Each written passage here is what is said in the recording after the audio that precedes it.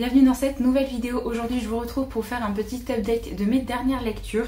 Je pense que je vais faire dans l'ordre de mes préférences, dans l'ordre des livres que j'ai le plus aimé vers ceux que j'ai le moins aimé. Je vais commencer par vous parler d'une relecture que j'ai terminée hier. Je me suis enfin motivée à relire le premier tome de Nevernight. Suite à ma vidéo des 5 livres de Mappal qui me font peur, vous avez été beaucoup motivés à soit terminer Nevernight ou alors soit lire Le Maître des Illusions. Je me suis dit que ce serait bien de terminer une saga là et j'avais très envie en fait de retourner dans l'univers de Nevernight. Donc ça y est, j'ai relu le premier tome, je l'ai annoté etc. et j'ai tellement aimé ma relecture. J'ai plus aimé ma relecture de ce tome là que ma première lecture. Parce que j'ai aimé les choses que je n'aimais pas forcément lors de ma première lecture. Comme quoi on change également. Après la première chose qui m'avait déplu, c'est que dans ce premier tome on a pas mal de notes de bas de page, surtout au début du roman. Et comme je les avais lues la première fois, là je me suis dit tu ne lis aucune note de bas de page.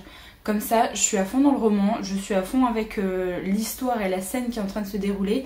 Et j'ai pas les découpes un peu bizarres en fait qu'il y a avec les notes de bas de page. Surtout qu'il y a des notes de bas de page qui font les 3/4 de la page à certains moments. Et franchement ça m'a vraiment permis de rester à fond dans la scène qui est en train de se dérouler, d'être à fond dans l'histoire et déjà ça m'a permis de beaucoup plus apprécier le roman. Et de deux, la chose qui m'avait un petit peu dérangée à l'époque je crois c'était la petite romance qu'il y avait dans le roman. Mais là au final j'ai vraiment trouvé que ça apportait quelque chose au personnage de Mia et du coup ça m'a pas dérangé du tout là dans ma relecture. Comme quoi on évolue également donc ça c'est chouette. Donc si jamais vous ne connaissez pas, c'est le premier tome d'une trilogie, une trilogie qui est terminée. Et d'ailleurs il y a les 2 premiers tomes qui sont sortis en poche si jamais vous voulez découvrir cette série. Le tome 3 je pense qu'il va sortir cette année, peut-être après l'été ou pendant l'été peut-être chez J'ai lu. Du coup dans un univers de fantasy où vous avez un monde un petit peu particulier vu qu'il y a 3 soleils. Et que ces 3 soleils ont des teintes différentes. Et en gros ce monde-là ne connaît pas la vraie nuit pendant très longtemps, c'est-à-dire qu'il fait toujours plus ou moins clair, ils n'ont jamais vraiment de nuit très sombre comme on peut connaître nous, et donc ça crée un rythme de vie assez particulier. On va suivre Mia dans cette histoire qui a 16 ans et on va un petit peu comprendre qui elle est et sa situation un petit peu familiale. On va comprendre en fait que lors de ses 10 ans, son père a été arrêté et a été considéré comme traître de sa nation. Et il a été tué sous ses yeux et sa mère a été arrêtée également et mise en prison. Donc elle s'est retrouvée plus ou moins orpheline même si sa mère n'était pas morte. Elle a erré un petit peu, on a voulu la tuer également, les personnes qui ont arrêté ses parents ont voulu la tuer. Elle a survécu tant bien que mal et elle s'est fait un petit peu aider par Mercurius qui va être son Shahid, c'est-à-dire son maître, et il va la prendre un petit peu sous son aile pour déjà pour qu'elle survive et également pour un petit peu la former parce que Mia est vraiment... Et elle est un petit peu imprégnée de vengeance et au fur et à mesure des années, sa vengeance ne va faire que croître envers les personnes qui ont fait du mal à son père, qui l'ont arrêté, qui l'ont pendu. Et en gros, elle va se répéter une liste de noms dans sa tête, des personnes qu'elle veut tuer, des personnes envers qui elle veut se venger. Un petit peu comme Arya dans Game of Thrones, si jamais vous voyez la liste qu'elle arrête pas de se répéter. C'est un petit peu la même chose pour elle. Voilà, Mia, c'est un petit peu une fille qui vit dans la vengeance et qui veut vraiment arriver à ses fins. Et donc Mercurio, j'ai peut-être dit Mercurius tout à l'heure, je sais plus, mais c'est Mercurio, son Shahid, du coup son maître, va la former tant bien que mal pour qu'elle puisse accéder à une école pour devenir une lame. En gros une lame c'est une sorte d'assassin qui va faire partie d'une petite congrégation d'autres assassins qui vont vénérer une seule et même déesse. Et voilà, elle veut tout faire pour rentrer là-dedans puisque elle va faire partie des meilleurs et être formée puisqu'elle va avoir des cours de vol, de séduction, des cours d'empoisonnement, des cours également pour apprendre à se battre. Donc voilà, elle veut vraiment rester dans cette école et devenir une lame. Sauf que cette école, déjà Mercurio lui dit pas vraiment où elle est et elle doit y arriver un peu toute seule. Elle doit déjà donner une dîme lorsqu'elle va entrer dans cette école, c'est-à-dire elle doit déjà tuer quelqu'un avant même d'entrer dans cette école.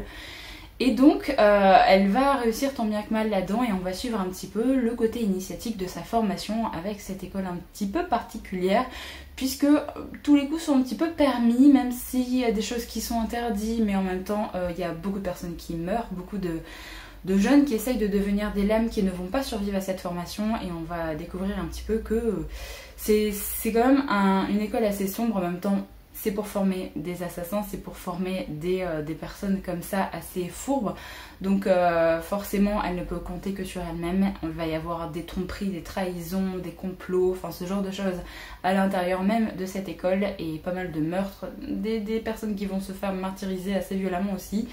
Donc voilà, on va suivre un petit peu ce côté initiatique là. Et au fur et à mesure de l'histoire, on va également en apprendre plus sur Mia, puisque Mia est une personne assez particulière, elle est une enténébrée. Les personnes qui sont des enténébrées sont des personnes qui sont capables d'utiliser les ombres, et elle est donc capable d'utiliser les ombres pour se cacher, faire également d'autres choses que je vous laisse découvrir, mais elle a également une sorte de familier qui est un chat qui l'accompagne depuis ses 10 ans, donc depuis l'épreuve qu'elle a vécue avec ses parents. Et il veille un petit peu sur elle et elle peut lui parler, donc on va découvrir un petit peu plus de choses sur elle, surtout qu'il y a une personne qui est une lame, qui est une personne comme elle, donc elle va essayer de savoir un peu plus de choses également sur cette autre personne, la seule autre personne qu'elle connaît du coup qui est comme elle. Donc voilà, on va suivre un petit peu ça dans cette histoire. C'est un premier tome qui est assez initiatique au niveau de la formation de Mia, assez introductif également au niveau de l'univers, mais on s'ennuie clairement pas. Moi j'ai vraiment adoré, je trouve qu'il y a un côté sombre qui est vraiment très très chouette. Si vous n'aimez pas les livres où il y a des scènes un peu gore, où il y a des choses vraiment cracra, je vous conseille pas forcément ce titre là parce qu'il y a pas mal de scènes où c'est le cas.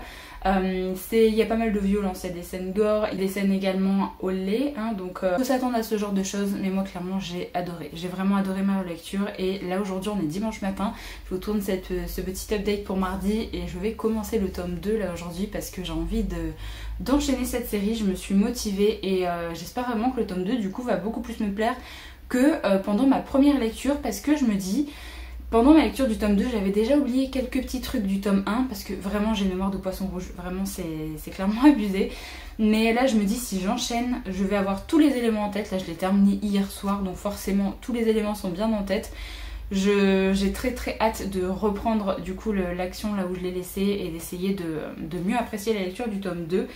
Et si possible d'enchaîner avec le tome 3 également dès que j'aurai terminé le tome 2. Mais déjà le tome 2 est plus long encore, là il fait 750 pages quasiment.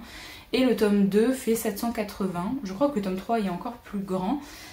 Mais bon, là je me dis, j'ai mis 3 jours à le lire parce que j'étais vraiment à fond dedans, que j'avais très très envie de le lire et que j'avais du temps aussi à consacrer à la lecture là pendant ces 3 derniers jours. Donc je suis très contente de l'avoir lu. Je vous conseille vraiment cette série si jamais vous ne l'avez pas découverte, parce que vraiment ce premier tome en tout cas est vraiment très très très bien. C'est vraiment un premier tome qui est vraiment excellent pour moi parce qu'il donne envie de lire la suite. Il met en place des personnages qu'on adore et en même temps il y a plein de personnages où il se passe des choses avec eux, etc. On se sent un petit peu trahi au fur et à mesure de notre lecture en même temps que Mia, et voilà, je peux que vous conseiller parce que même les lames qui sont là en tant que professeurs sont hyper charismatiques. On peut pas ne pas apprécier les personnages, même si ils sont tous gris. C'est tous des personnages qui ne sont pas bons ni méchants parce qu'ils ont tous un petit peu leur vengeance et le pourquoi ils sont devenus des lames également, et on va comprendre un petit peu qui ils sont.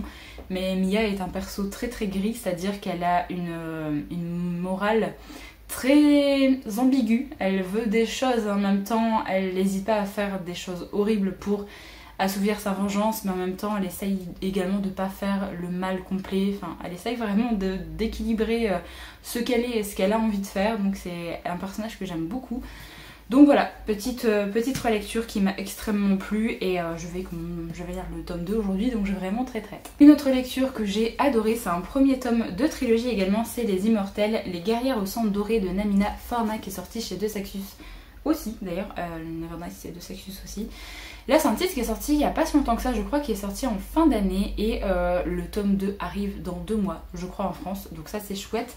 Le tome 3 par contre il n'est pas encore sorti en VO, donc je pense qu'on va devoir attendre un petit peu avant d'avoir ce dernier tome. Alors ici dans cette histoire, on est dans une histoire de fantasy avec un côté plus fantasy africaine.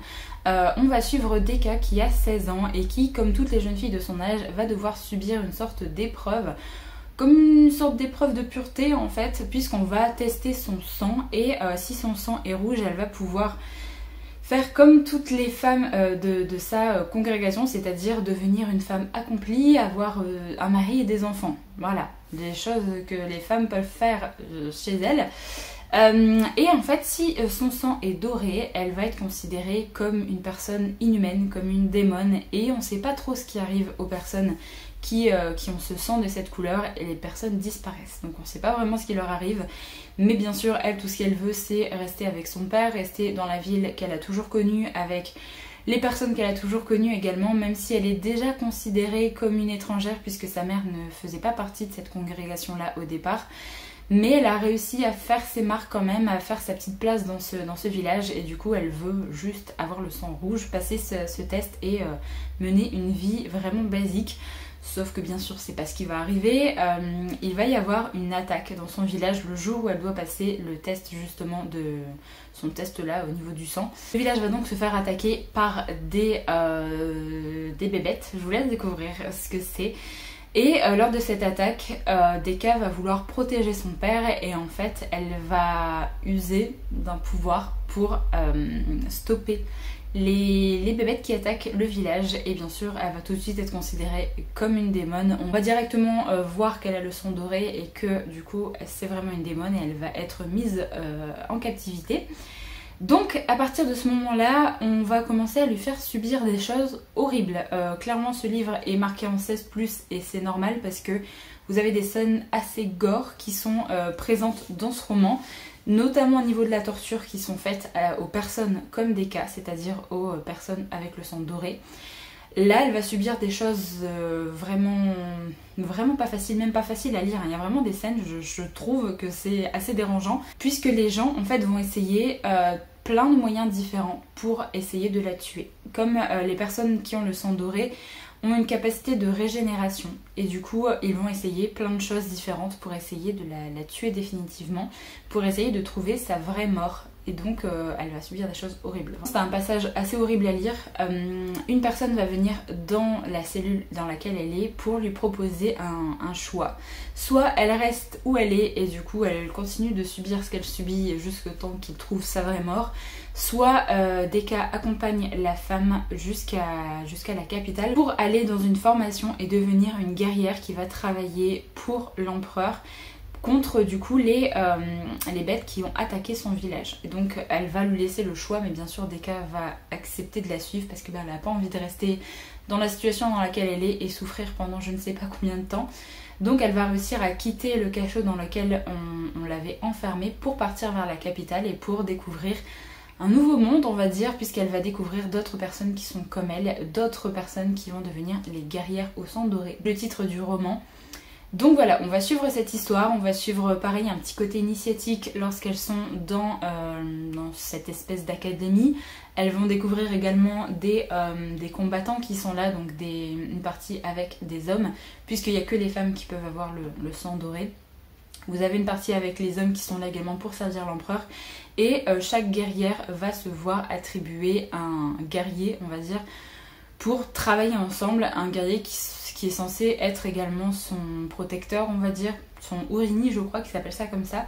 Donc voilà, on va suivre ça, il va y avoir des personnages secondaires qui vont être amenés, des autres guerrières qu'on va découvrir, des personnages également dans les guerriers qu'on va découvrir aussi. Je laisse vous faire votre avis sur le roman, mais surtout qu'il n'est pas très long pour un premier tome, il fait 430 pages. Moi j'ai clairement adoré, j'ai réussi à rentrer dans cette histoire mais directement. J'ai trouvé que c'était assez sombre quand même comme univers, et adoré le personnage de Deka. Elle est assez... elle découvre pas mal de choses au début, du coup elle est assez influençable, mais en même temps j'ai beaucoup aimé l'évolution de son personnage, l'évolution de son caractère également, les personnes avec qui elle va se lier, savoir également plus de choses sur les guerrières qu'elle va rencontrer, les guerrières qui vont un petit peu faire partie de son équipe. J'ai beaucoup trop aimé. Alors la fin ne m'a pas forcément surprise parce que je m'attendais à voir ce genre de choses. Je l'ai vu venir au milieu du roman, je me suis dit ça va partir comme ça. Donc ça m'a pas forcément surprise totalement. Il y a une partie qui m'a surprise mais une autre partie non, parce que ça, je trouve qu'on la voit venir vraiment assez facilement. Mais j'ai quand même beaucoup aimé la façon dont ça a été fait et vraiment la toute fin donne très envie de lire la suite pour savoir dans quelle direction va partir l'histoire, parce qu'on a vraiment un truc à la fin qui arrive. J'ai envie de savoir qu'est-ce qui va se passer après. Vraiment, je veux savoir ce qui va se passer. Vous avez également un petit animal de compagnie qui va accompagner Deka, qui est un petit peu un protecteur aussi. Donc pareil que pour Nevernight, hein, un petit familier comme ça qui va l'accompagner. J'ai beaucoup aimé également la petite relation entre Deka et son familier. Donc voilà, je vous conseille vraiment ce titre-là si jamais vous aimez de la fantasy qui change un petit peu la fantasy là ici africaine. Clairement vous allez adorer. J'ai vraiment tout aimé dans ce roman. Il y a un petit peu de longueur, je dirais, au milieu, mais sinon j'ai vraiment adoré. Voilà, je peux que vous conseiller ce titre-là. En plus le tome 2 arrive bientôt, donc on va pouvoir continuer la série très très vite. Alors ensuite, j'ai lu le premier tome d'une trilogie également. Normalement c'était censé être une duologie, mais les autrices ont annoncé 3 tomes pour l'instant. Donc c'est Twin Crowns de Catherine Doyle et Catherine Weber qui, moi je l'ai lu en anglais chez Electric Monkey. Il est sorti chez Bayard il y a quelques semaines de ça maintenant, pas avec la même couverture, avec une couverture violette, mais avec le même titre, hein, si jamais vous cherchez. On est ici dans un titre de fantasy également, plus un titre de fantasy avec de la royauté, puisque dans cette histoire on va suivre le destin de 2 sœurs, 2 jumelles qui ont été séparées à la naissance, Rose et Vren. On comprend vite qu'elles ont dû être séparées puisque un beau jour il va arriver malheur à leurs parents. Leurs parents vont être tués et Rose va être gardée à la cour et élevée comme une princesse, et Vren a pu s'échapper de là grâce à quelqu'un, et du coup elle est partie vivre avec la communauté des sorcières. Donc elles ne se connaissent pas. Vren a connaissance d'avoir une sœur, mais Rose pas du tout, parce que ne savait que la reine à l'époque attendait 2 bébés et donc tout le monde la prend pour la seule et unique princesse du royaume. Cette histoire, Vren va venir directement au château pour essayer de prendre la place de sa sœur avant le couronnement, puisqu'elle souhaite un petit peu renverser la situation politique, et on va comprendre un petit peu ses intentions. Rose va du coup se faire kidnapper et va elle partir dans l'endroit où vivait Vren, c'est-à-dire au niveau des sorcières. Donc elle va apprendre plus de choses sur le pays et toutes les contrées qui composent le royaume qu'elle est censée diriger. Donc elle va avoir pas mal de surprises et elle va apprendre plus de choses également sur elle, sur sa sœur jumelle qu'elle ne connaissait pas du tout. Et donc on va suivre un petit peu cette histoire. On va avoir des petits complots politiques, on a le côté un petit peu sorcière qui est amené avec la congrégation dans laquelle a vécu Vren. Également le fait que Vren prend la place de Rose, du coup ça va poser des situations assez improbable quand même, puisque elle a appris beaucoup de choses sur là où vivait Rose et un petit peu ses habitudes, mais en même temps c'est pas sa sœur quoi, c'est pas Rose, elle a pas du tout les mêmes façons de penser, la même façon de vivre également, donc ça va être assez compliqué pour elle de ne rien dire par rapport à des situations précises. Donc on va suivre un petit peu cette histoire et on va comprendre plus de choses sur le royaume et sur qui dirige du coup le royaume depuis la mort des parents des 2 jumelles. Donc voilà, je vous en dis pas plus. Au titre, vous avez également de la romance si jamais vous aimez ça. Franchement, je trouvais que ça se lisait bien. C'était chouette à lire si vous aimez les titres où il y a de la royauté, où il y a ce genre de petits complots politiques. Alors faut pas s'attendre à des trucs de fou, vraiment. C'est vraiment plus le développement des personnages et la romance qui est mise en avant, plus que tout ce qui est complot, intrigue et développement de l'univers pour l'instant. Peut-être que ça arrivera plus dans le tome 2. Là, vers la fin, il y a eu un peu plus de choses au niveau de l'univers, donc ça laisse présager peut-être des voyages également dans le tome 2. Donc on verra bien comment ça se passe dans la suite, mais pour l'instant c'est vraiment pas ça qui est prioritaire dans le premier tome. Vous n'avez pas énormément d'intrigues et de complots, les choses sont assez faciles à deviner aussi. Après, si jamais vous débutez la fantasy, je pense que ça peut être un très bon moyen de découvrir la fantasy. Si jamais vous aimez lire la romance également, je pense que ça peut être bien, parce que vous avez la romance qui est très importante, vous avez un univers qui est pas complexe à comprendre, c'est très très fluide. Donc voilà, c'est vraiment une lecture sympathique, une lecture un peu doudou, vous lisez ça mais tellement facilement, même la lecture en anglais est vraiment très facile parce que l'univers est pas pointu et il n'est pas difficile à comprendre, c'est vraiment très basique pour ça. Donc voilà, je vous conseille vraiment si jamais vous voulez découvrir ce premier tome. Ne vous attendez pas à quelque chose d'extraordinaire, ne vous attendez pas non plus à des retournements de situation pas possibles. Ça reste de la fantasy young adulte avec de la romance et avec un côté royauté. Voilà, c'était sympathique, moi j'aime bien, je pense que je lirai le tome 2 avec plaisir. En plus la couve du tome 2 est magnifique, donc j'ai très hâte de l'avoir en ma possession. Mais voilà, j'espère vraiment que dans le tome 2 on aura un développement de l'univers qui sera un peu plus important, avec également des intrigues qui vont prendre un peu plus le pas sur les personnages et sur la romance également, parce que c'est vrai que c'était quand même ça qui était très prioritaire dans le premier tome. Alors ensuite j'ai lu la suite de Kate Daniels, donc j'ai lu le deuxième tome, Brûlure magique de Ilona Andrews, qui est sorti chez les éditions MXM Bookmark. Alors je suis un petit peu déçue avec ce tome 2, j'ai bien aimé, mais en même temps je m'attendais à ce que du coup l'action qu'on a beaucoup quand même dans le premier tome, on a un premier tome bourré d'action, là on a encore un tome 2 bourré d'action, et du coup je m'attendais à avoir plus de développement de personnages et à m'attacher plus facilement aux personnages. Là c'est encore un tome où vous vous ennuyez pas, clairement vous vous ennuyez pas, il y a plein de choses qui se passent, il y a plein d'actions, encore plein de nouvelles créatures comme le premier tome, mais du coup il me manque quelque chose là pour les personnages. Du coup c'était une bonne lecture, mais en même temps je m'attendais à mieux. On est dans cette histoire où on va suivre Kate, qui est dans le premier tome, qui est une mercenaire qui va un petit peu essayer de découvrir ce qui est arrivé à son mentor qui s'est fait tuer pendant son travail, et donc elle va essayer de découvrir sur quoi elle travaillait et qu'est-ce qui lui est arrivé.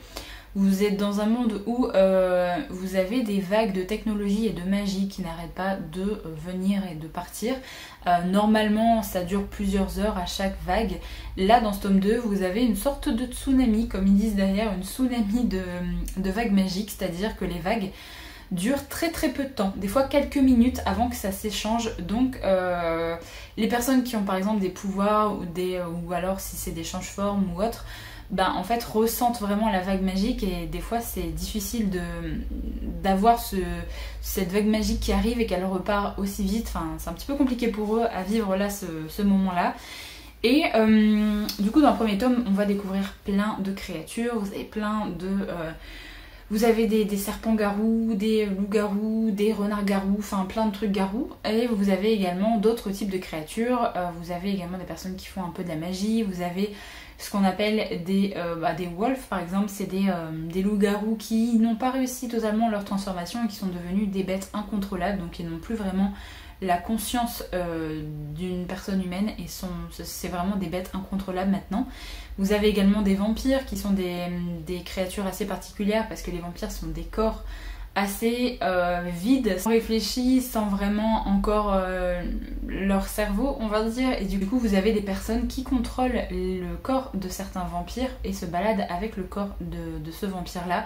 Enfin bref, vous avez plein de créatures très très différentes. Là on apprend encore d'autres choses sur d'autres créatures, et là dans ce tome 2 vous allez avoir des cartes qui vont disparaître du clan des change-formes je crois. Et du coup Kate va devoir enquêter là-dessus, donc on va découvrir un petit peu ce qui se passe. Elle va également se retrouver avec la vie d'une jeune fille un petit peu sous ses ailes. On ne sait pas vraiment qui elle est et ce qui se passe avec elle, mais cette jeune fille est en danger. Donc Kate va faire tout son possible pour la protéger. On va suivre ça dans cette histoire. Je reste assez vague parce que la situation de Kate a vraiment évolué déjà par rapport au premier tome. Donc si j'en dis plus, je risque de vous spoiler si vous n'avez pas lu le premier tome. J'ai vraiment bien aimé, c'était très haletant hein, comme le premier tome. J'ai bien aimé le côté où on s'ennuie pas, où vraiment vous avez beaucoup d'action. Des fois vous avez des explications assez pointues par rapport à certaines espèces ou à certaines situations de la vie de Kate, et des fois c'est assez pointu quand même au niveau des explications, au niveau de la magie également. Ce qui m'a manqué vraiment, c'est l'attachement au personnage. Dans le premier tome, j'arrivais pas trop à m'attacher au personnage de Kate, plus vers la fin du livre qu'au début, mais c'est parce que Kate est un personnage très froid. Donc je m'étais dit, c'est pas grave, ils ont voulu mettre en place un personnage vraiment assez dur, assez froid par rapport à ce qu'elle a vécu, c'est normal. Et là, dans le tome 2, On est de nouveau avec ce même genre de récit, du coup avec beaucoup d'action, avec l'enquête, avec qu'est-ce qui se passe, etc. Mais du coup le personnage de Kate, j'ai trouvé que je me suis pas plus attachée à elle grâce à ce tome 2. Du coup je me demande si c'est le style un petit peu d'écriture qui peut être un peu froid et qui fait que j'ai du mal à m'attacher en fait au personnage avec ce style d'écriture. Je sais pas, je lirai le tome 3. Si jamais c'est pareil dans le tome 3, ça va être difficile pour moi cette saga parce que vraiment j'ai besoin de m'attacher au personnage. Là vraiment, des fois il y est arrivé des choses et je sais pas, j'étais pas émotionnellement investie en fait dans ce qui lui est arrivé, donc ouais, mitigé. N'hésitez pas à me dire si jamais vous avez lu le tome 3, le tome 4, etc.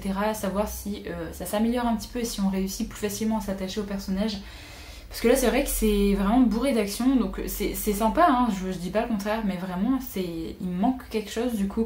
Je sais que j'aime pas non plus quand les récits sont trop lents, là c'est de l'urban fantasy donc faut aussi que ça enchaîne. Mais du coup j'ai le côté attachement au personnage qui est pas là quoi, vraiment j'aimerais bien que le personnage de Kate soit plus attachant, qu'on ait encore plus d'infos également sur elle et sur ce qu'elle est, sur plein de choses également de son passé, donc voilà, je mitigais un petit peu pour ce tome 2, c'était sympathique mais je m'attendais à plus aimer ma lecture quand même. Sinon j'ai également, j'ai pas terminé, je suis en train de terminer là, la petite novella, mais je vais pas vous la représenter parce que c'est une nouvelle de 100 pages, je vais pas vous la représenter plus tard, donc autant que je vous en parle maintenant. C'est Une prière pour les cimes timides de Becky Chambers qui est sorti chez La Talente. C'est le deuxième et dernier tome de la petite duologie. Le premier tome c'est un psaume pour les recyclés sauvages. C'est des petites novellas de SF, ça fait 100 pages. Là il me reste 30 pages, donc je vais le terminer tranquillement tout à l'heure. J'aime beaucoup ma lecture et j'aime beaucoup la plume de Becky Chambers, c'est aussi bien que le premier tome. Dans cette histoire où il y a eu les humains qui ont créé des robots pour les aider dans les tâches de la vie quotidienne. Les robots ont fini par avoir une conscience et ils ont décidé de ne plus côtoyer les humains. Donc ils ont quitté un petit peu la vie en fait avec les humains, ils sont partis tout seuls avec leur petit groupe dans leur coin et ça fait vraiment longtemps que les humains n'ont plus côtoyé de robots. Et dans le premier tome en fait on va suivre la rencontre entre Omphale qui est un robot et Dex, un homme qui change de travail et qui devient moine de thé. On va suivre un petit peu cette rencontre là dans le premier tome, tout ce qu'ils vont pouvoir échanger également parce que c'est la première rencontre entre un robot et une personne humaine depuis vraiment très longtemps. Et voilà, ça va être basé sur cette rencontre d'un premier tome. Là dans le tome 2, on a Omphale qui va aller voir les petites communautés et va rencontrer également d'autres personnes et donc se poser d'autres questions également. C'est vraiment des titres où vous avez des petites thématiques qui sont abordées, des petits questionnements sur la vie, sur les intelligences artificielles, sur qu'est-ce qu'un être humain, qu'est-ce qu'on attend de la vie. Enfin, c'est vraiment ce genre de choses et c'est vraiment très très sympa. Moi j'aime beaucoup l'écriture de Becky Chambers et en plus de ça c'est vraiment des titres qui se dévorent, on s'attache très vite au personnage. Comparé à Kate Daniels, vous voyez, là dans le premier tome, la nouvelle faisait 100 pages, je me suis terriblement attachée à Dex et à Omphale, alors que Kate Daniels c'est 300 pages x 2 avec les deux premiers tomes. Je suis moitié moins investie avec Kate qu'avec là les personnages. Comme quoi faut pas forcément beaucoup de pages pour s'attacher au personnage, parce que là vraiment c'est la plume de Becky Chambers aussi qui fait qu'on s'attache énormément et extrêmement vite au personnage. J'aime beaucoup ma lecture, là je vais la terminer tout à l'heure tranquillement et je suis vraiment très contente de l'avoir acheté directement. Ce sera une petite saga terminée, mais en même temps c'est une saga un petit peu doudou et je pense que je la relirai plus tard parce que déjà ça se lit vite, donc c'est pas des relectures qui prennent très longtemps. Et en même temps, c'est plein de petits questionnements qui peuvent vous toucher de façon différente en fonction de là où vous en êtes dans votre vie. Donc c'est ça aussi qui est bien, c'est que en fonction de ce que vous avez vécu, ce que vous vivez en ce moment, il y a plein de petits questionnements sur la vie, sur l'humain qui sont abordés dans les titres de Becky Chambers. Ça dépend le moment, quand vous lisez ce livre-là, en fait, peut-être que vous allez penser quelque chose. Si vous le lisez 2 ans après, vous allez penser totalement autre chose et ça vous fera réfléchir d'une autre façon. Donc c'est vraiment des livres à garder et à relire en fait plus tard, ce genre de titres, parce qu'il y a vraiment des belles réflexions, des belles petites morales à chaque fois. Donc voilà, je suis très contente de lire ce tome 2, cette petite fin de duologie. Donc n'hésitez pas à foncer si jamais vous n'avez pas découvert Becky Chambers. Avec cette duologie, je trouve que c'est parfait parce que c'est un petit peu doudou et en même temps, si jamais vous aimez les SF avec les petites histoires de robots, les petites histoires d'intelligence artificielle, ça peut vous plaire. Donc Voilà un petit peu pour mes lectures là récentes. Je suis très pressée d'aller lire le tome 2 de Nevernight, je vous avoue, donc on va arrêter la vidéo assez vite. Je vous remercie du coup d'avoir regardé, j'espère vraiment qu'elle vous a plu. N'hésitez pas à me donner votre avis si jamais vous avez lu un des romans que j'ai présenté dans la vidéo. Sur ce, je vous retrouve très bientôt dans une prochaine, donc en attendant, prenez soin de vous.